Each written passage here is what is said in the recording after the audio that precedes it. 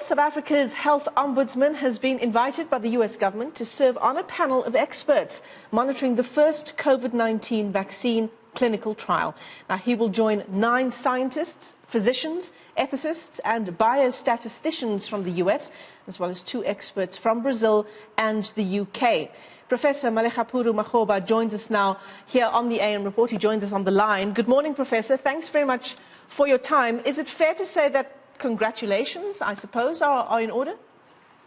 I think I shall leave that to you. I think I'm just, I feel very honored and inspired by the invitation to serve on this very august body of expert panels here.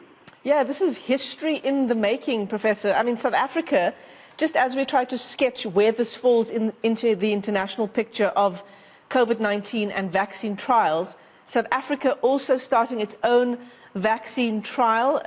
It's a vaccine tested in the UK and in Brazil. How does this fit into that broader vaccine picture? There is a race across the world because I think the COVID-19 pandemic has become a global emergency. So different countries, I think, are developing various clinical vaccine candidates for COVID-19. You have China, you have the UK, I think you have Germany, and a few other countries. So this is a race, and the US is part of that competition in developing its own, I think, COVID vaccines. So we have been invited to supervise and monitor the safety of the U.S. government vaccine candidates on COVID-19. So, Professor, we have a segment here on our channel where we ask our viewers to send in videos. We ask them a particular question, and in fact, today's question is around this issue of whether me, you, anyone else as an individual would take part in a vaccine trial. What do you reckon are some of the ethical considerations when trying to decide on that issue? Well, remember that when you are doing the sort of trial that we are going to be monitoring, it's often really very healthy individuals. So you have got to be very healthy.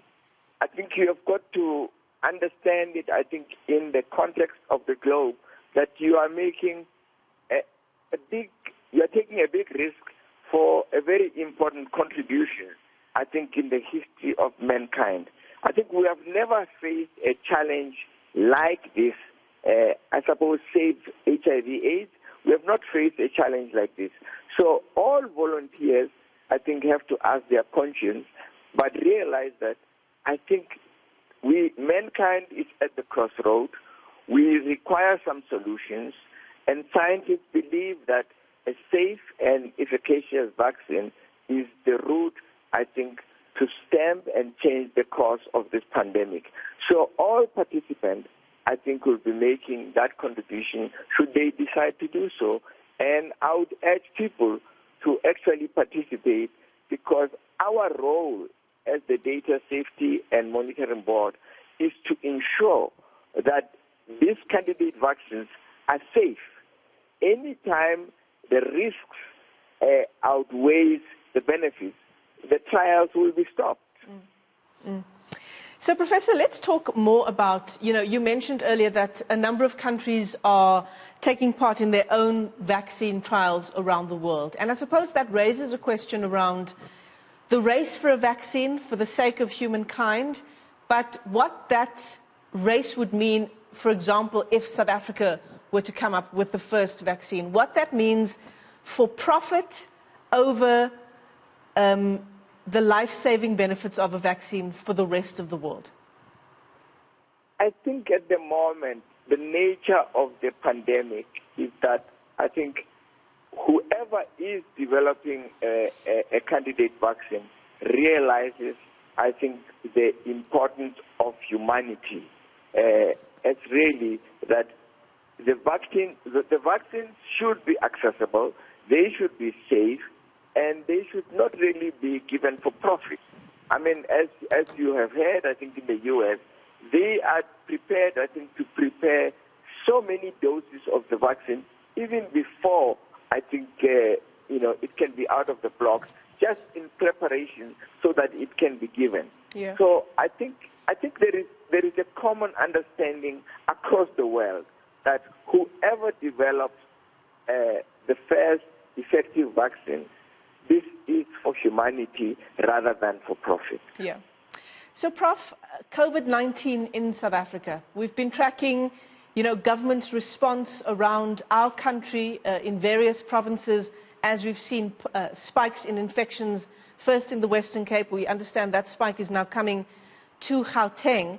What has COVID-19 meant for the Office of the Health Ombudsman, especially in light of, various issues we've seen coming up of negligence by hospitals, the treatment of patients at hospitals? Last week in the news, a man dying at a Gauteng hospital after not being given any food for 48 hours. So the simple question, what has COVID-19 meant for your office? Well, to be frank, it has meant very little, and I'll explain. Mm-hmm. First of all, at the moment, many of us, yourself included, myself included, we are more concerned about survival and about life, not about complaint. So at the moment, I think many people are really just trying to get by to survive. Secondly, I chair the National Planning Commission of the country, and I've provided a short, small advisory note to the presidency. And one of the things that I keep harping up about is that this global emergency or crisis is part of many crises that have been happening as a result of globalization. And that our country is so diverse that we should adopt a differential approach, I think, to managing the crisis and also to managing the development of the country. But these are things that have been put out there for discussions as we move forward. But importantly at the moment, my office is not inundated with complaints. Mm. I am dealing with the matter of the Tembisa patient who died at the moment. It's under control, being investigated by one of my investigators, Ms. Helen Petwana. So we are on top of that, and there will be many others that will come, I think, when the pandemic stabilizes. Prof, I'm sure that, despite the fact that you're not receiving many complaints, you're keeping a close eye on our health sector at a time like this. We've run out of time, Prof, but I want to ask you very quickly how you would rate our health response, our sector's response to COVID-19 so far. Out of what? Out of best case, 10 out of 10. I would give it about 8. You would? Yeah. And that's... I think the minister is trying all his best, and I think all of us can see that. And you can only do so much in this crisis. And we've seen, of course, developed countries as well really battling to come to terms with the COVID-19 pandemic. It certainly isn't something unique to South Africa. But thanks very much for your time on the AM report. That's Professor Malegapuru Makgoba, the Health Ombudsman, and he's been invited to be a part of the Data Safety and Monitoring Board, and that's for the first COVID-19 vaccine trial in the US. Thanks very much for your time, Prof.